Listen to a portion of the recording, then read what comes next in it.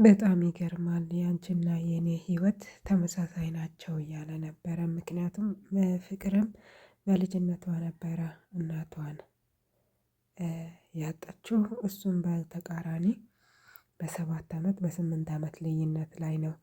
እናቱ ለመጫወት ወጥቶ ከቤት የቀረ እሱን እያስረዳት ነበረ ለፍቅር። እሷም ደግሞ በጣም ያሳዝናል። የኔ እናት ግን በህይወት የለችም፣ ያንተ እናት ግን በህይወት ልትኖር ትችላለች። ጠንክረ ፈልግ። እኔም ፍቅር በጣም ነው ማዝነው። እናቴ በህይወት ትኖር አትኖር ማውቀው ታሪክ የለም። ይሄ ሰውዬ ግን ለምን እንዳስጠጋኝ ከመጀመሪያው ለምን ይሄ ሰውዬ እንዳስጠጋኝ አላውቅም። ግን እዚህ ቤት መኖር ከጀመርኩኝ በጣም ቆይቻለሁ ይላታል።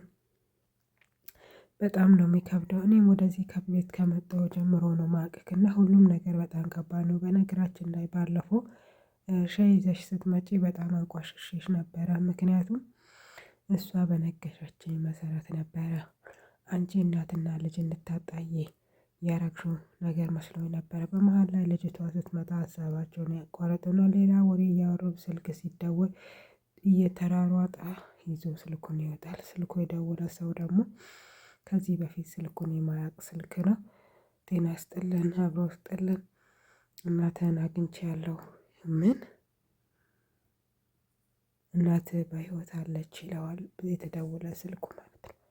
አላመነም። ከ24 አመት በፊት የተፈጠረ ነው ይሄ ነገር። ምንም ሊያምን አልቻለም ነበር። ደዋዩ ደግሞ በግቢ ውስጥ ያለው አንድ ተላላኪ ግለሰብ ነው ማለት ነው። ልጁ በጣም ደንግጦ ነበር። ስልኩ ከጆሮ አምልጦ በድንጋጤ ውስጥ ስልኩ ይወድቃል። ሄለው ሄለው ስል አይመልስም። ምክንያቱም ስልኩ ከጆሮ ወድቆ ነበር። ልጁ በድንጋጤ እልም ብሎ 7ኛ ፎቅ ወጥቶ ነበር ማለት ነው። ከዛ በኋላ ደግሞ ትንሽ ማስታወስ ይጀምራል። ይሄንን ሰውዬ መልሼ ማግኘት አለብኝ፣ መልሼ መደወል አለብኝ። ይሄ ሰው እናቴ በህይወት እንዳለች ከነገረኝማ ተስፋ አለኝ ማለት ነው ብሎ ስም ካርድ ስልኩን ቶሎ ብሎ ባትሪውን አስገብቶ ሊደውል ሲሞክር ስልኩ ደግሞ ስፒከሩ ፈሷል፣ አይሰራም ማለት ነው። ቶሎ ብሎ ስም ካርዷን ብቻ ያወጣና በፍጥነት ወደ ክላሱ ይሄዳል ማለት ነው።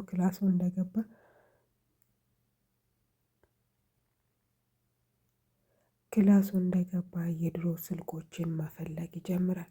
ስልኮችንም ቢፈልግ ሊገኝለት አልቻለም። ምክንያቱም በጣም በድንጋጤ ስለሞላ ስልኩ ፊት ለፊት ላይ ያለው ከበት ውስጥ ነው የነበረው፣ ብፌ ውስጥ። እሱ ደግሞ ሌላ ቦታ እየፈለገ ነበር። ምክንያቱም እሱ ማስታወሻ ሰዓት አልነበረም፣ የሚያስታውስበት ታይም አልነበረም። ከዛ በኋላ ከጥቂት ፍለጋ በኋላ ስልኩን ያገኘዋል። ስልኩን ካገኘ በኋላ ስም ካርዷን ወደ ውስጥ ለማስገባት ደግሞ እቺ መርፌ የምትመስለው ነገር ቅርብ ቦታ ራሱ ነበረች። እሱ ግን በድንጋጤ ልብ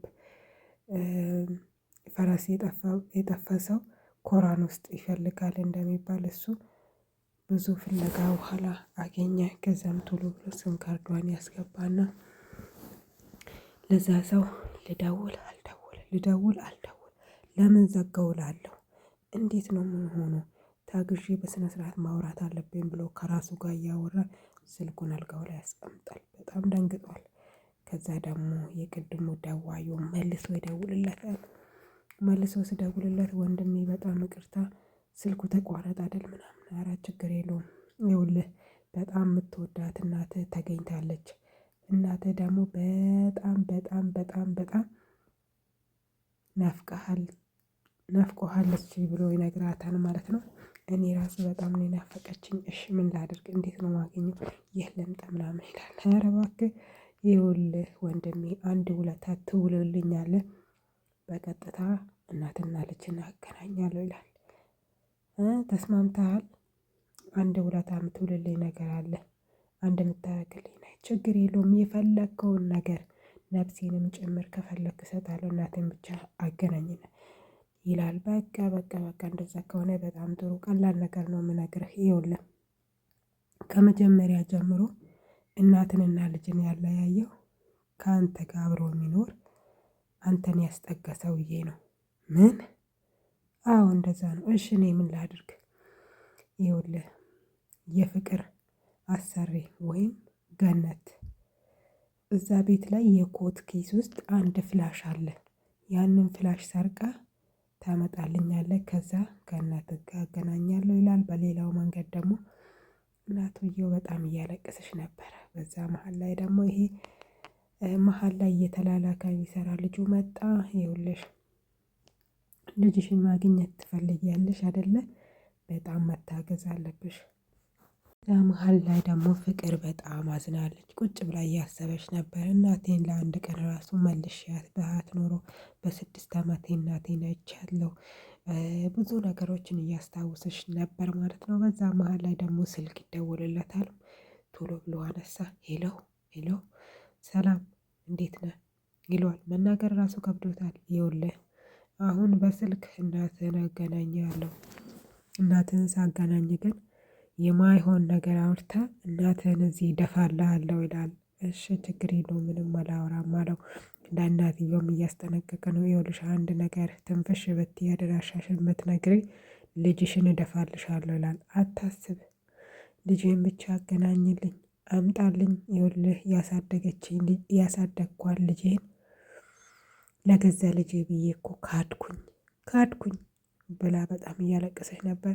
ይኸውልሽ ሴትዮ ብታርፊ ነው የሚሻልሽ። በስነ ስርዓት ስልኩን ሰጥሻለሁ ታናግሪዋለሽ። ከዛ ውጪ አንድ ነገር ትንፍሽ ቤት እደፋልሻለሁ ብሎ ስልኩን ይሰጣታል። ሄሎ እማዬ ሄሎ ትላለች። እሷም ቃል መመለስ አልቻለችም። ልጁም እንደዛው ሄሎ ሄሎ ከተባባሉ ከጥቂት ቆይታ በኋላ ልጄ ለምንድነው ወጥታ የቀረኸው ምናምን ሲል አንቺ ራስሽ እኮ እኔን ያልፈለግሽኝም መልሰሽ አላስገባሽኝም ምናምን። መሃል ላይ ደግሞ ያው ሰው ነው የገባው በነገራችን ላይ። ከዛ በዛ መሃል ላይ ያሉ ሰዎቹ ከረጅም ዓመታት በፊት ስለሆነ ሁለቱም ተነፋፍቀዋል። በዛ ላይ ማውራት አልቻሉም ነበር። እጅግ በጣም ከባድ ጊዜ ነበራቸው ማለት ነው።